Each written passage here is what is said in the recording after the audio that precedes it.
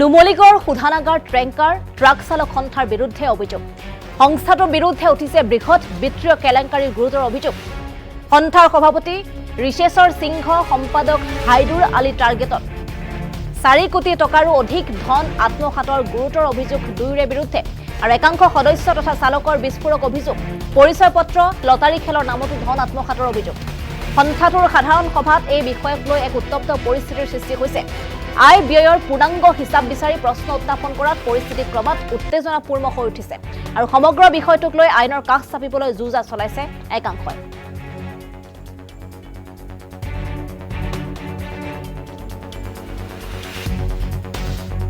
হয় মই বৰ্তমান উপস্থিত আছো নুমলীগড় শোধনাগাৰৰ বাইপাছৰ যি টেংকাৰ পাৰ্কিং এই টেংকাৰ পাৰ্কিঙৰ সমীপত উপস্থিত আছো আৰু সম্প্ৰতি নুমলীগড়ত এক চাঞ্চল্যৰ সৃষ্টি হৈ থকা বিষয় হৈছে নুমলীগড় শোধনাগাৰ টেংকাৰ আৰু ট্ৰাক চালক সন্থাৰ ব্যাপক অৰ্থনৈতিক কেলেংকাৰী 4 কোটিৰো অধিক টকাৰ যি হেৰাফেৰি হৈছে সেই কেলেংকাৰীক লৈ এতিয়া চৌদিশে তীব্ৰ প্ৰতিক্ৰিয়া আৰু চৌদিশে তীব্ৰ উত্তেজনাময় পৰিৱেশে আজিও বিৰাজ কৰা পৰিলক্ষিত হৈছে এই যি ফলক দেখিছে এই ফলকখনে হৈছে নুমলীগড় ৰিফাইনাৰী টেংকাৰ আৰু ট্ৰাক চালক সন্থা কাৰ্যালয়ৰ সন্মুখ ভাগৰ যি ফলক আৰু ইয়াৰ ভিতৰতে এখন ভাড়া ৰুম লৈ তেওঁলোকে কাৰ্যালয় স্থাপন কৰি কোটি কোটি টকাৰ লুণ্ঠন ৰাজ চলাইছিল বুলি অভিযোগ উত্থাপন হৈছে মোৰ সতীৰ্থ জিতু আছে জিতুৱে দেখুৱাইছে সামগ্ৰিক পৰিৱেশ আজিও বিৰাজ কৰিছে এক উত্তেজনাময় পৰিৱেশ চৌদিশে চাঞ্চল্যৰ সৃষ্টি কৰা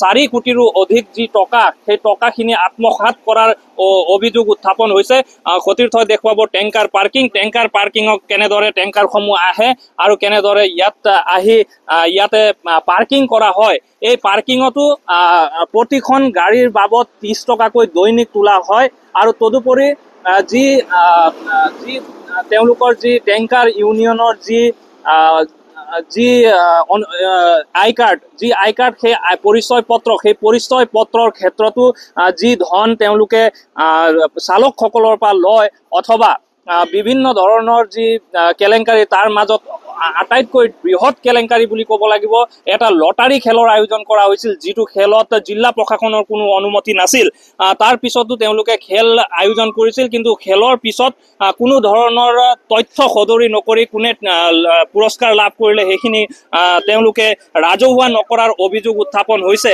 গতিকে মই পোনে স্থানীয় যিসকলে এই অভিযোগসমূহ আনিছে আৰু বিগত সময়ছোৱাত তেওঁলোকে যি প্ৰকৃত তথ্যসমূহ ফাদিল কৰাত প্ৰয়াস কৰি আহিছে কি ক'ব আচলতে কেনে ধৰণৰ দুৰ্নীতি হৈছে হয় প্ৰকৃততে আমি স্থানীয় ড্ৰাইভাৰসকলৰ পৰা এটি অভিযোগ পাইছিলোঁ যে যি সদ্য প্ৰাক্তন যিখন সমিতি আছিলে সেইখনৰ সভাপতি সম্পাদক আৰু কোষাধ্যক্ষ মিলি মানে নিজৰ মৈমতালিত কিছুমান কাম কাজ কৰি থকা আমি অভিযোগ পাইছিলোঁ তাৰপিছতে তেখেতসকলে 2 বছৰীয়া যি কাৰ্যকাল আছিলে 2 বছৰ কাৰ্যকাল পাৰ কৰিও তেখেতসকলৰ যি ভিতৰুৱা আভ্যন্তৰীণ হিচাপ নিকাচ দাখিল নকৰাৰ অভিযোগ পাইছিলোঁ আৰু তাতকৈ গুৰুত্বপূৰ্ণ অভিযোগ এটা পাইছিলোঁ যে তেখেতসকলে যি ইয়াত লটাৰী খেল অনুষ্ঠিত কৰিলে সেই লটাৰী খেল কোনো সাংবিধানিক ৰীতি নীতি নামানি বা যি আমাৰ অনুজ্ঞাপত্ৰ ল'ব লাগে জিলা পৰ্যায়ৰ পৰা সেই অনুজ্ঞাপত্ৰ নলৈ নিজৰ মৈমতালিৰে প্ৰায় 4 কোটি 5 কোটি টকাৰ এক বৃহৎ অংকৰ ধনৰ লেনদেনৰ হোৱা এখন খেল তেখেতসকলে অনুষ্ঠিত কৰিলে কিন্তু সেই খেলখনৰ হিচাপ নিকাচ বিচাৰি যাওঁতেই মানে তেখেতসকলৰ আমাৰ ড্ৰাইভাৰসকলৰ প্ৰতি ভাবুকি প্ৰদান কৰা এক অভিযোগ আমি পাইছিলোঁ আৰু সেই ভিত্তিতে আমি বিভিন্ন সময়ত তেখেতসকলৰ লগত কথা বতৰা পাতিছিলোঁ তাৰপিছতে আমি গম পোৱা গ'ল যে এই যি অভিযোগ তেখেতসকলে কৰিছিলে নিশ্চিতভাৱে যি ছেক্ৰেটাৰী আছিলে হাইদৰ আলী তেখেতৰ গাত কিছু পৰিমাণৰ দোষ আমি দেখা পাইছিলোঁ কাৰণ যিখন মিটিং 1/6/2024 তাৰিখে হৈছিলে সাধাৰণ সভা সেই সাধাৰণ সভাতে হাইদৰ আলী নামৰ যিজন সম্পাদক আছিলে তেখেতে এই মিটিঙৰ পৰা পলায়ন কৰা আমি স্বচক্ষে আমি দেখিবলৈ পালোঁ আৰু যিহেতু ড্ৰাইভাৰসকলৰ মনত বহুত প্ৰশ্ন আছিলে বহুত এই খেলখনৰ প্ৰতি বহুত প্ৰশ্নৰ উদয় হৈছিলে সেই প্ৰশ্নসমূহ যেতিয়া কৰিবলৈ গৈছিলে ড্ৰাইভাৰসকলে কিন্তু যথাচুত তেখেতসকলে মানে ড্ৰাইভাৰসকলক সন্তুষ্ট কৰিব পৰাকৈ উত্তৰ আমি দেখা নাপালোঁ আৰু সভাখন তেনেকৈয়ে আমি শেষ হোৱা দেখা পালোঁ তাৰ এটা শুদ্ধ উত্তৰ আমি সেই সভাখনত বিচাৰি নাপালোঁ সভাখনত তীব্ৰ উত্তেজনাময় পৰিস্থিতিৰ সৃষ্টি হৈছিলে, হতাহতি হৈছিলে, কিহৰ কাৰণে হৈছিলে? এই আজি যিখিনি মানে তেখেতলোকে যিটো মানে আচৰণ, তেখেতলোকৰ নিজৰ পৰিচয় আপোনালোকে বহুত মিডিয়াত ভাইৰেল হৈ আছে, আপোনালোকে নিশ্চয় পাইছেই। তেখেতলোকে এতিয়া সেইদিনাখন আমি যিখিনি মানে প্ৰথম মানে আমাৰ ড্ৰাইভৰ যিখন কমিটি, কাকো আমাক সন্মান জনোৱা নাই। 3জনৰ খালি নামটোহে আছিলে, বাদ বাকী আমাৰ সতীৰ্থ কাকো কমিটিখনৰ যি 31জনীয়া মানে 41জনীয়াই হ'ব এখন কমিটিখন। আমাক মানে জাক তাক উলিয়াইও থাকে, কাৰোবাক সোমোৱাই দিয়ে ইচ্ছাকৃতভাৱে। 2 বছৰ 2.5 বছৰত কমচে কম পেটখন 3-4বাৰমান মোৰ চেঞ্জে কৰিছে কিবা। সেইটো কাৰণে কিছুমান মানে অতিষ্ঠ যে আমাৰ এতিয়া সদস্য কোন কি ভালকৈ আমাৰ এক্সিকিউটিভ মেম্বাৰখিনি দেখাব নোৱাৰে। মানে ময়ো নাজানো যে মোৰ নামটো তাত আছে নে নাই। মই কিয় কাৰণে প্ৰথম ষ্টাৰ্টিঙৰ পৰা থকা আছে, যেতিয়া নেকি ইয়াত প্ৰথম মানে তেনেকুৱাও কিছুমান আৰু বহুত ল'ৰা নাম কৰ্তন কৰিছে মানে কমিটিত। যেনেকৈ এতিয়া কোনোবা আপোনাৰ উপসভাপতি আছিল, কিন্তু সি গম নাপায় যে মই উপসভাপতি পদৰ পৰা মোক নমাই ধৰিছে।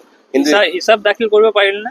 তেখেতে যিটো হিচাপ দিছে, এতিয়া প্ৰশাসনিক প্ৰতি মাহত দেখাইছে 50,000 60,000। এতিয়া আমাৰ ইয়াত তাৰপৰা এইটো যিটো মানে এইটো কি কয়, এইটো ভাল ভাষাত কি কয়, এইটো গাড়ী যিটো আমাৰ এইটো ৰানিং খৰচাটো, ৰাস্তা এইটো ৰানিং, সেইটোতে সেইবিলাক খৰচা দেখাইছে 20,000 30,000। এতিয়া প্ৰশাসনিক 60,000 70,000। এইবিলাকতো মানে বহুত দুখৰ মানে বিষয়। কেনেকে তোলে পইচাবোৰ কেনেধৰণে তোলে মানে আমাৰ এটা 30 টকীয়াটো আমাৰ ড্ৰাইভৰ এটা পুঁজি। তো আমাৰ সকলো ড্ৰাইভৰ কোনো মানে দূষিত নহয়, এইটো দিওঁতে কোনো বেয়া নাপায় যে ইয়াতো আমাৰ কোনোবা এজন ড্ৰাইভৰ কিবা এটা ঘটনা ঘটিলে, হেল্পাৰৰ ঘটনা ঘটিলে, তেনেকৈ 50,000 কোনোবা 1 লাখ টকা এইটো সহায়ৰ কাৰণে আমি এইটো আগবঢ়াই সেই পইচাটো। কিন্তু তেখেতলোকে এতিয়া আমাৰতো এইটো চৰকাৰী এইটো গভৰ্ণমেণ্টৰ 2854 যিটো মানে ৰেজিষ্ট্ৰেশ্যন নম্বৰ, এইটোতো গভৰ্ণমেণ্টৰ হয়, আপুনি গমেই পায় এইটো গভৰ্ণমেণ্টৰ ৰেজিষ্ট্ৰেশ্যন হয়। কিন্তু ৰেজিষ্ট্ৰেশ্যন থকাৰ ভিতৰত প্ৰশাসনিক দিশত ইমান পইচা কিয় দিবলগীয়া আছে? তেখেতলোকে আৰু কি দুৰ্নীতি কাৰ্যকলাপ কৰিছেতো এইটো ময়ো বুজি পোৱা নাই। প্ৰশাসনিক লিখি থৈ দিছে ইমান। এইটো উচ্চ তদন্ত হওক, কিয় কাৰণে প্ৰশাসনিক কিয় দিবলগীয়া হয়, ক'ত দিছে নাই, এনেও এইটো প্ৰশাসনিক নাম লৈ আমাৰতো ড্ৰাইভৰখিনি পায়। আমিতো ইমানখিনি ধৰিব পৰা মানে সিহঁতক ধৰিব গ'লেই মানে পৰিচয় পত্ৰৰ ক্ষেত্ৰতো পৰিচয় পত্ৰৰ ক্ষেত্ৰত আপোনাৰ এনে 1200 টকা এনে দেখাটো, কিন্তু এইটো 1200 টকা যিখিনি বহিৰাগত ড্ৰাইভৰ সিহঁতৰ এইটো ফিজটো বেলেগ। এইটো মানে মেম্বাৰ কিমান আছে? মেইন মেম্বাৰ 1300 কিমানজন পাইছিলোঁ মেইন খাতা। পইচাখিনিৰ হিচাপ হ'লনে?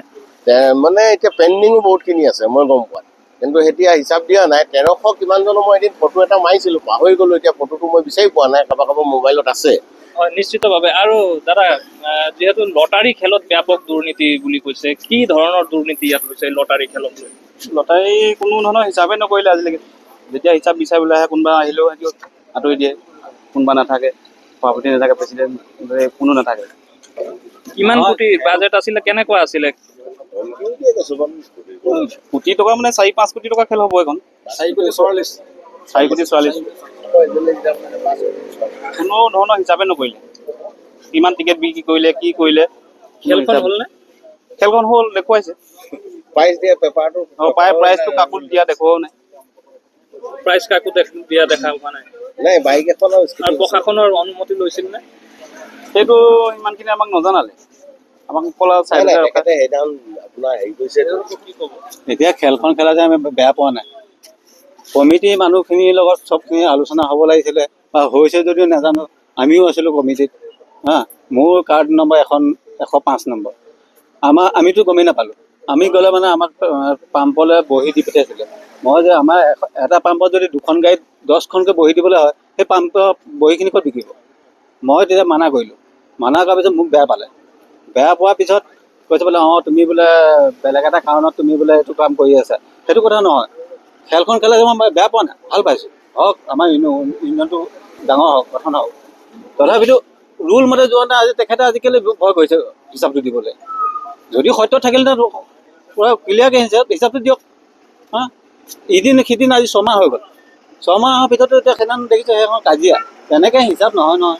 হিচাপটো দিব লাগে। তোৰ যদি সত্যত থকা হ'লে আজি তই একদম ডাইৰেক্ট ক'ব পাৰিলিহেঁতেন যে মই আজি ইয়াত মিটিং এখন দিম, চব ড্ৰাইভাৰ থাকিব লাগিব, আৰু যিখিনি নাথাকে আমি নিউজত দি দিম, চবেই চাই ল'ব। খেলখন খেলালে লটাৰী টিকেট পুৰস্কাৰ পালে বুলি আমি শুনিবলৈ পালোঁ। এবাৰ ক'ব এখন টেংকাৰখন পালে মণিপুৰত, এবাৰ ক'ব খাৰুপেটীয়াত পালে। সঠিক কোনজনে পালে? সঠিক কোনজনে পালে তেওঁ ভিডিঅ'টো দিয়ক, ভিডিঅ'টো দিব লাগিব। খেলখন ক'ত খেলালে, গাড়ীখিনি শ্ব' কৰিলে ক'ত, শ্ব'ৰ ষ্ট'ৰ ৰুম নাই, ডাঙৰ এটা ভাল অফিচ নাই। এখন খেল খেলাবলৈ হ'লে কিমান এটা ইণ্টাৰনেশ্যনেল খেলৰ নিচিনা হয় হয়নে?